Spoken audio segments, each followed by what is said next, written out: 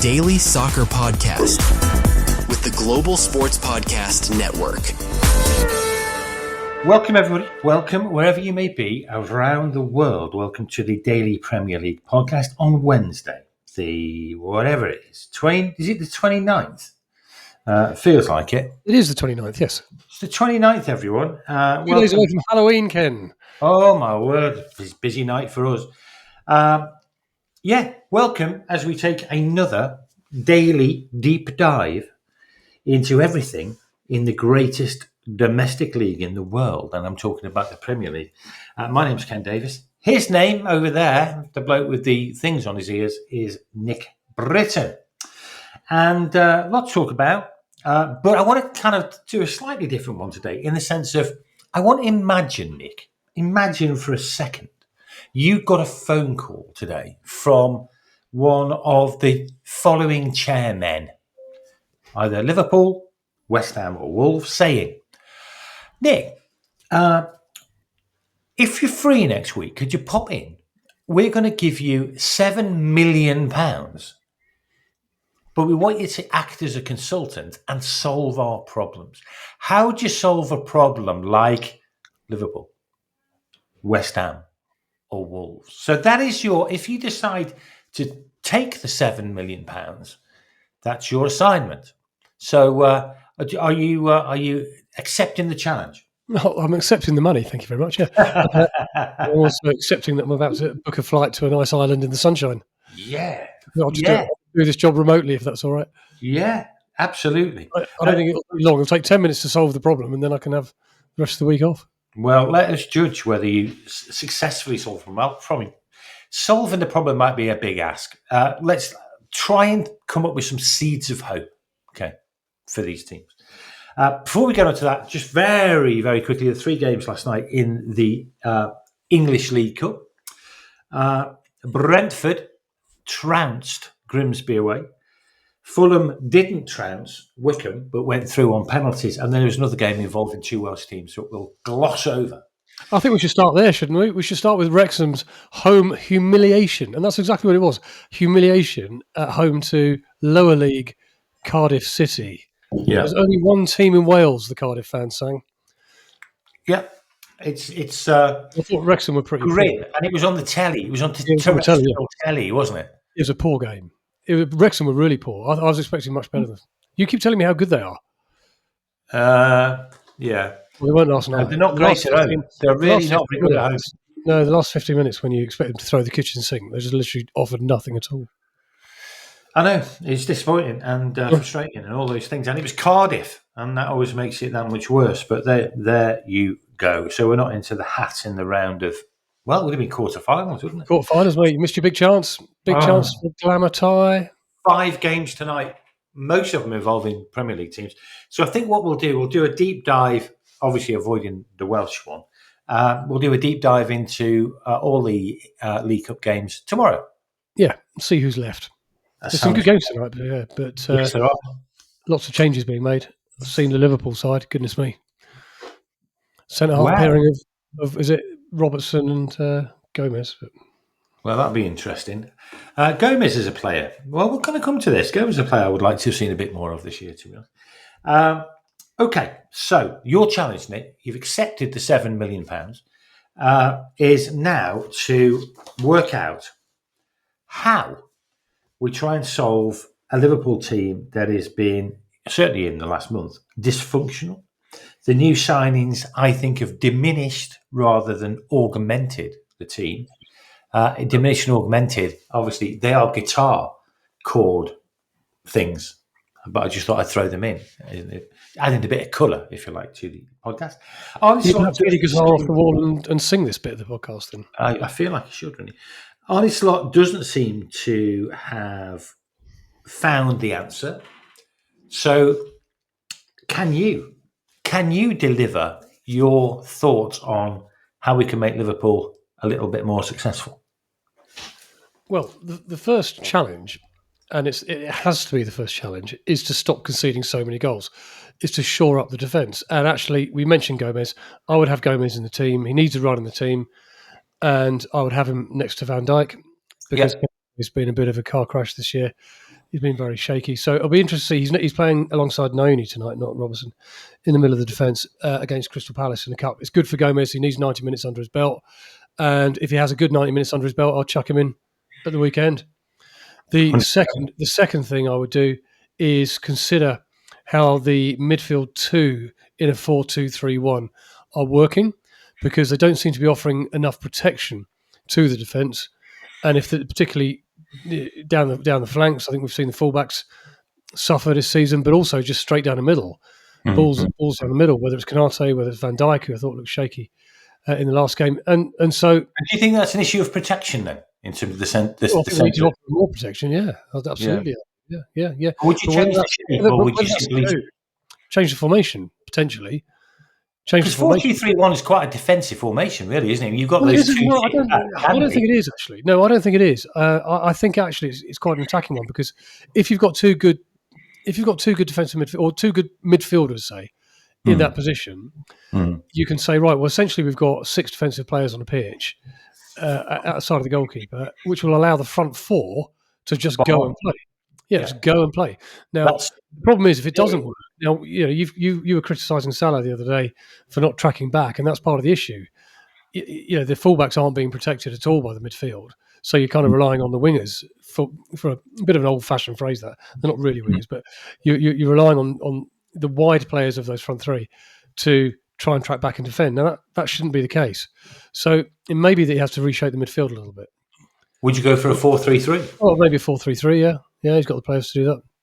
He's got the players to do that. And just allow, maybe just get one of them to hold. Just get one of them to sit and hold and offer the defence a little bit more protection in that kind of Makelele, Kante role for Chelsea that did so well. That kind of role. Yeah, Caicedo's doing it pretty well. Caicedo's doing it. That might be. You're looking for suggestions on how to make things better. And the last thing really, I think, is how to get the best out of the signings they've made, because they're all very good players. They just don't look it at the moment, and I think key to that is getting Florian Wirtz playing, because he's got the quality, I think, but he's just not showing it at the moment. So does he need a change of formation? Does he need things to work around him a bit better in order to get the best out of him? Because he looks a little lost when he plays. Yeah, so he's kind of sitting behind the main striker, isn't he? Really, in that 3. Yeah. Rather than 4-3-3, you become clearly you're one of the strike force, aren't you? Really, in 3. Yeah. So he needs to start getting a tune out of him, because that creativity is lacking. Salah, we know, hasn't been scoring. Scored a great goal the other day against Brentford, but couldn't save them from defeat. They'll be hoping that helps kick him on. We won't know tonight. He's not playing tonight. He's not involved. But yeah, I think getting that front line moving, and I think key to that is getting Florian Wirtz playing. Yeah, I think I like that. I think you've earned your money. A couple of things that when I was thinking about this as well. I think some more problems than answers, but that's why you're getting the big bucks now. Is one of the things I've noticed about Liverpool this year, and I've noticed about Arne Slot, is how many changes take place during a game. I mean, it's become quite common in Liverpool games for both fullbacks to be replaced 60, 65 minutes into the game. I mean, that's very unusual. You've got players playing really out of position. Sloboshai is a good example. Playing. I mean, you'd play him in the 3 of a 3 in the midfield, wouldn't you? You wouldn't. That'd be his natural position. You wouldn't play him in naturally as a fullback, but you play him as a fullback because he's the best person in the squad to do that. But it just strikes me as Arne Slot has got a lot of. There's too much change. There's too many things happening. Too many people being moved out of position in critical positions. I just wonder whether actually part of this problem is that Slot needs to, hook or by crook, decide what his best team is and just stick with that and not make these big key changes all the way through the games. If you had just dropped the word Liverpool or slot out of that sentence and said to anybody who am I talking about, probably 9 out of 10 people would say Manchester United, because that's exactly what Ruben Amorim was criticised for: changing the defence around, moving players about like on a chessboard, changing positions, and not having that settled back three as Manchester United play. And Amorim was getting hammered for it, absolutely hammered for it. And by that reckoning, I guess so should Slot, should he? Yeah, I do think he should. I think he's. It's starting to happen as we know. The other thing, and I was looking at some of the Liverpool comments on some of the Liverpool fan pages, and I hadn't picked this up, but they're picking it up, and I wonder what your view is on this. That the Premier League has become a far more physical league quickly, and Liverpool are rather technical rather than physical midfield and defence. And actually, it is catching them out in terms of they're suddenly up against different types of specimens than they've been up against before. And they're not coping very well with it. And there's a number of people saying, we lose out on the physical battle every week. We're not good out of possession. We're not good in the real kind of physical battles. Where we lose out, we tend to be weak in those combat situations. Do you think there's anything in that? Well, you've got to add into that, of course, and something that the guys Nick and Victor were talking about last night on last night's broadcast is that we've seen a massive increase in set pieces, and longer balls and throw-ins into the box, and a big emphasis on corners. And so you throw those two things together, and you don't have tall, big players, and teams are having to increasingly learn to defend their box better because more and more balls are just getting bombed in, and you've got to be able to do that. So it's a kind of a two-pronged thing, isn't it? Not only is it a physical league, but more and more emphasis is now being placed on balls into the box or throw-ins into the box, and you've got to be able to, in the stramash of 20 people, all pulling, pushing, and fighting each other, sometimes to get the ball, sometimes not. You've got to be able to stand up for yourself in there. It's a bit of a bear pit penalty areas these days when balls are being flung into it, and you've got to be able to stand up for yourself and beat your opponent. That's all you've got to do. You've got to stop your opponent getting to the ball. That's it. That's all. And unless, of course, you do the dreaded zonal defending, which I can't stand. No. But essentially, so yeah, there's absolutely credibility. You can't. I mean, Kirkes is a great example. Yeah, he's a good example of that. He's slight, isn't he? He's going to come up against a big strapping centre half, or a big strapping striker like Mateta or Haaland or something like that. You don't imagine what the outcome's going to be. The other thing, just to finally finish that bit off, that something else was being mentioned, which again I hadn't really picked up, is that obviously Liverpool have got a pretty decent press, but teams are playing over the press. Teams are playing not in terms of playing their way through it, but literally playing over it. And, balls in the air, over the press, releasing runners. And it just seems to be, and therefore Liverpool's press, if you like, is being annulled, if you like, because of that strategy that teams have got of actually we're gonna launch it long and run onto it. Yeah, absolutely. Yeah, there's absolute credibility to that, and that's what they've got to do. Because if that's the way to get at your opponent, then that's what you do. I should say before we move on, there's a young man who's on the bench for Liverpool tonight, who I think, in all my many years of watching football, I've never come across such a great name. So there's a young centre half, he's 19 years old, on the bench for Liverpool, called Wellety Lucky. What a great name, Wellety Lucky. He's born in Zaragoza, but actually plays for England. He's played for England under 15 and England under 16. He's got sort of one appearance for the 15s, 3 for the 16s, and he's a centre half. And he's on the bench tonight. So I'm hoping Wellety Lucky will get in, because that's a cracking name, that is. He'll be lucky, I think, to get on. Anyway, but good. Probably Wellety to get on. Let's hope he's lucky and gets on and then does Wellety. I mean, it's endless, isn't it? Really, we spend a whole podcast just talking about that. Go on, yeah, move on. As we know, as Wellety Lucky knows, as Arnie Slot knows, it pays to get your team selection right. And here at Global Sports Podcast Network, we spend a lot of time selecting our delivery partner. We chose Zencastr. Zencastr makes it easy to bring your vision to life, share it with your audience, wherever they may be. It's got 4K video recording. It's got really easy AI editing. And if I can use it, it's easy. And top-tier distribution tools all in one place. So if you've got a story to tell it with Zencastr. If you want to check the show notes, you'll find out lots more about that.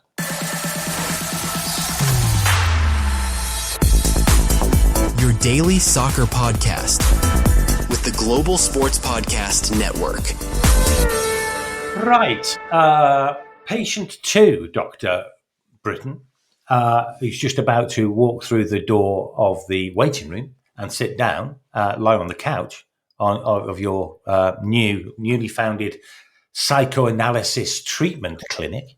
Yeah, all right. Just get on with it. You're going too far there.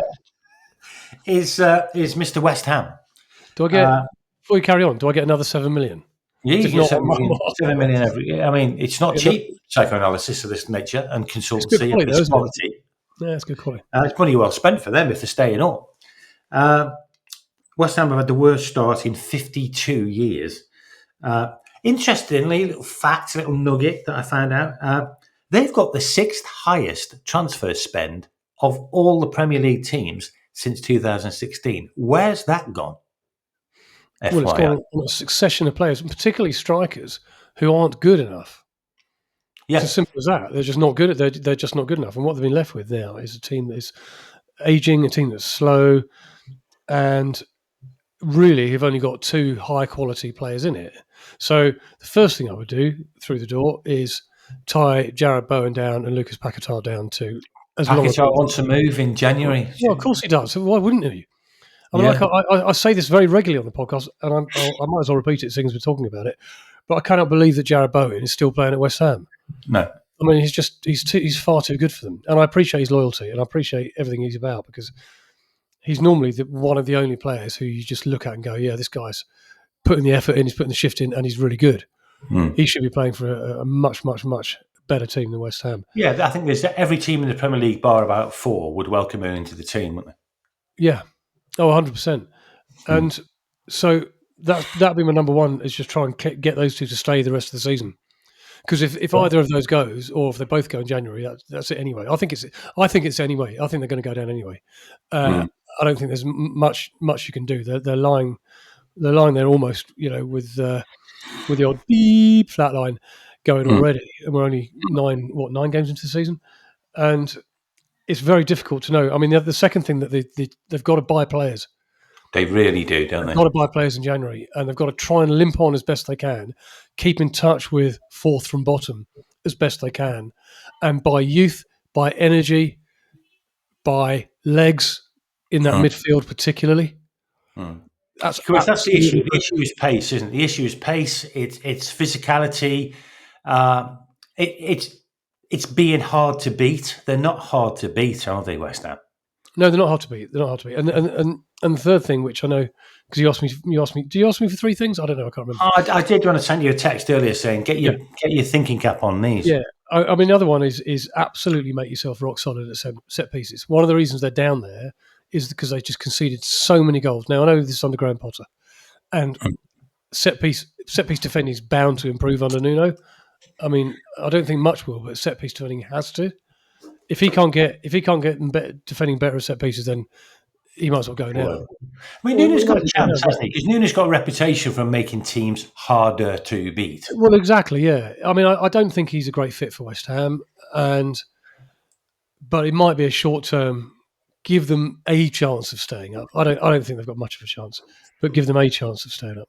One curious thing about looking at the lineup against Leeds, he had a right back playing at left back, which is Mambakasa, and he had a left back playing at right back, which is Ollie Scarl. So What's going on there? I mean, it's the kind of mistake I make. When I'm playing Football Manager. I mean, that's weird. Yeah, it is. And there's a suggestion amongst West Ham fans that he's just, I don't want to use the word desperation. He's trying things. So he's trying different things to see what works. Now he's gone into a club that is in chaos off the pitch and in chaos on the pitch. And the first thing he's done is just look at different players who haven't played much. That hasn't worked. He's trying to see, how can I get more out of the players I've got? And I think he's just trying things out at the moment. It's just as simple as that. I think he's just trying and hoping somehow, by luck more than judgment, something clicks. It's not so far. No, it's not. No. But ultimately, the Premier League is tough, and we're going to come on to Wolves in a moment, and West Ham are suffering from exactly the same problem Wolves are suffering, which is they don't have a cushion of 3 promoted teams getting relegated again. So the trapdoor is so exposed this year. Yeah, that's a really, really interesting point. I think from a hope perspective, I suppose the two things are we're still only 9 games in of 38 game season. That's something. And if you can just stay in touch, 2 or 3 wins out of 4, suddenly it's different and the whole mood changes. But I mean, the problem is at the moment there's just no sign of that. But we're very early in the season, so I mean that's the one thing. If you're going to be dreadful now, not with 9 games to go. At least January, May. Though, I know the owners are getting a lot of criticism at West Ham and at Wolves. At least they've got a chance to try and rectify something come January, but that's a very difficult time to be finding superstars. Yeah, I think for every other team in the Premier League other than Arsenal and Sunderland, every other 18 other teams are going, yeah, I'm glad we've only got 9 games to go and there's plenty of time here. Because Arsenal will be going, no, I wish the season was over tomorrow. Sunderland will be going, I wish the season was over tomorrow. Actually, I'll throw Bournemouth into that as well. Bournemouth probably would. And I suppose Tottenham would as well, actually. They would settle for 3rd. But Man City, Man United, Liverpool, Villa, Chelsea, Newcastle, I think particularly will all be going, I'm glad we've got a long time to go in this season because we haven't really hit our straps yet or hit our stride. Yeah, that's very true. Very true. Okay, Global Sports Podcast Network is partnered with Bioniq, the world's most personalised supplements, because your body is unique and because without knowing what deficiencies you have, taking off the shelf supplements just means that you're probably not getting enough of the nutrients you need, maybe too many of the ones you don't need. Bioniq very cleverly provides 100% tailor-made supplements, tailor-made to you as an individual person, designed to deliver precisely what your body needs at exactly the right levels. So click the link in the show notes. If you use the code GSPN 2025, you'll get 40% off your first order.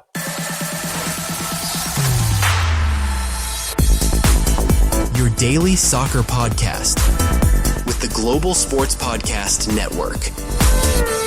Okay, so we've given some insights to Ollie Slot and Liverpool. We've given some insights to Nuno at West Ham. Now we're going to provide the same service, £7 million, thank you very much, for Wolves. 7 goals in 9 games. Well, we all know the issues. The issues, they've got no talent. They've lost their key players. One of the big issues, because I mean they were pretty dreadful this time last season, and managed to escape. Probably the big difference between those two things are they had played many of the top clubs this time last year, and they haven't played the same quality this year, and they've still found themselves in the same place. They've got a weak squad, and I suppose, as Nick's just alluded to, actually, the teams that have come up are a lot better than last year's teams that came up. So feels like a bit of a perfect storm for Wolves. Is there any light at the end of the tunnel that isn't an express train, Nick? I might have said this last week, or I might not have said this last week, but I am going to say it this week after what happened on Saturday or Sunday. When did they play Burnley? Was it Sunday? Sunday. Yeah. Sunday. They need to sack Vitor Pereira and get Brendan Rodgers in, because he has now very, very acrimoniously departed Celtic. He's on the market, and they need and at the same time as that was all going on, Pereira was having a stand-up row with supporters in the stands. Yeah, I saw that.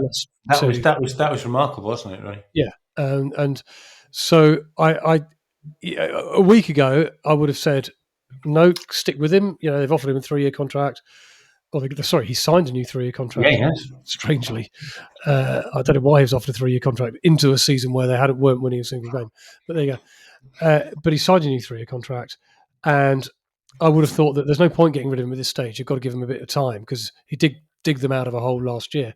But those two things happening in the space of a few hours: one, this stand-up row with supporters after the Burnley game, and secondly, Rodgers coming onto the market. He's going to get snapped up by somebody. And do you think Rodgers would bring something to it that Pereira can't bring to it? Yeah, I think they just need to hear a new voice. They need to change direction. They need they need new instructions on the pitch.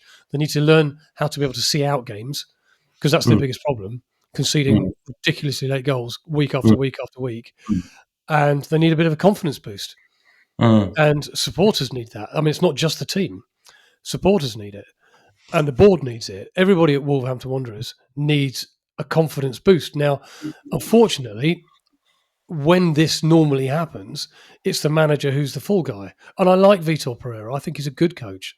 I really do. But something's gone. He won't struggle to get something else. No, he won't. Sure. But he's been handed a bad hand at Wolves, as we've talked about, in terms of the players that they've signed and against the players that they released in the summer. They're not a Premier League quality squad anymore.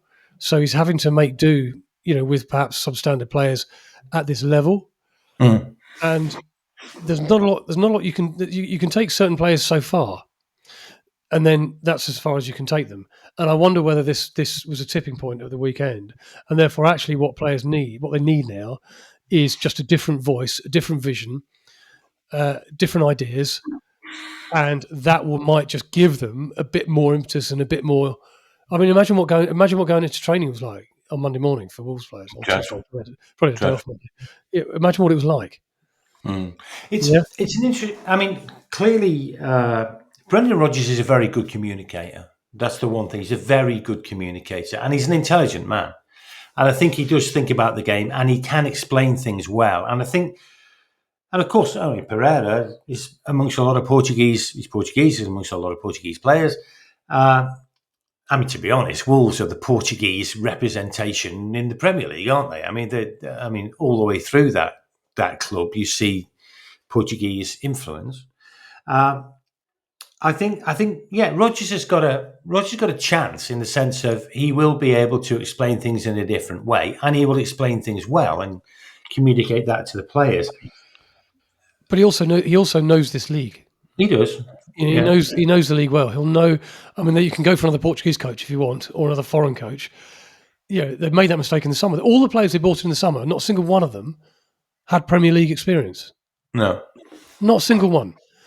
So are you then going to go for a coach if you get rid of Pereira, by the way, and it's difficult to see how he can continue unless things turn around very, very, very quickly. And that can happen. We've seen it happen at Manchester United. So it can happen. It's not, you're not out the door till you're out the door.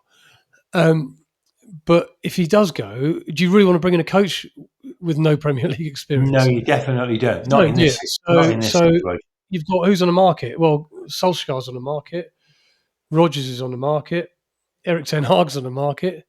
I can't. Yeah, Pereira came in later. Last season, he was later in the season, about halfway through the season, or even later than that. Pereira came in. Yeah, he did a remarkable job. But to be honest, they were a much better team. Well, they were a better team, and you had 3 teams below them who you knew come January arrived. Yeah. You didn't have to get much better to be able to move above them, and it proved that way. They didn't really rocket clear; they just kind of edged clear of the bottom 3. But they were fairly comfortable by the end. The other thing, I suppose, is you've got to start getting something out of Strand Larsen. I mean, nothing out of Strand Larsen. I mean, obviously, nearly had this really big move to Newcastle. It didn't work out, but I mean, I don't know if it's a question of service, but he's just not the same player, is he? I just don't think he's fit. It's part of the problem. You know, he's had niggling. He's been out injured or had niggling injuries for a while. But you've got all the top scorers of Wolves. I think there's about 6 of them are all top scorers with joint 1 goal, and that tells you as much as you need to know at one end of the pitch. And then look at the times they're conceding. That tells you what you need to know at the other end of the pitch. That's true. I think if the games were 75 minutes long, Wolves would probably be mid-table, to be honest. This is it. I mean, there'd be what? Against Tottenham, they were 3 points. They dropped 2 points there. Brighton, they dropped 2 points. That's 4. Burnley, they dropped 1 point.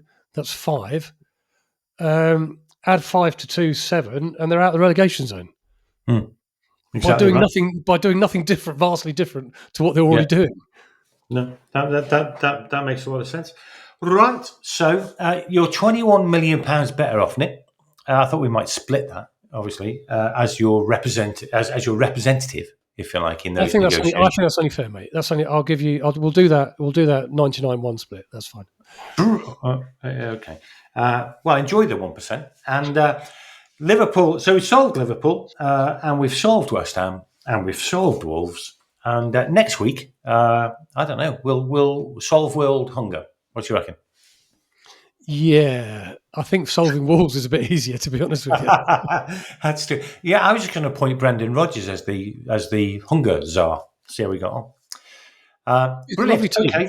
Oh, yeah, why not? Why not? Okay, brilliant. Thanks everyone for joining us. 31 minutes of Pulitzer Prize winning football punditry. Again, they just don't know that yet, but eventually they'll catch on. And we'll see you all tomorrow when we will be talking about the league, the English League Cup, or whatever they call it these days. What do they call it now? They call it the Carabao Cup, is what it's called, because it's sponsored by Carabao. And on the basis that we've given them 2 mentions now. Actually, no, I don't really want any, because it's an energy drink that isn't that nice. I don't even know what Carabao is. It's an energy drink. It's a place. I thought it was an island somewhere off the edge of, I don't know, Jamaica. Anyway, I'm going and you're going. Let's go and get our tea. Thanks everyone for listening. If, by the way, you might want to be in contact with us, the best thing to do is to send us an email to dailypremierleaguepodcast@gmail.com. We'll probably have a post-bag episode in the course of the next few days as well. So get those emails in, and we'll see you next time.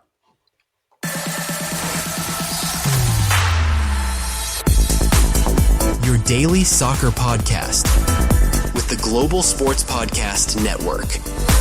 Bye-bye.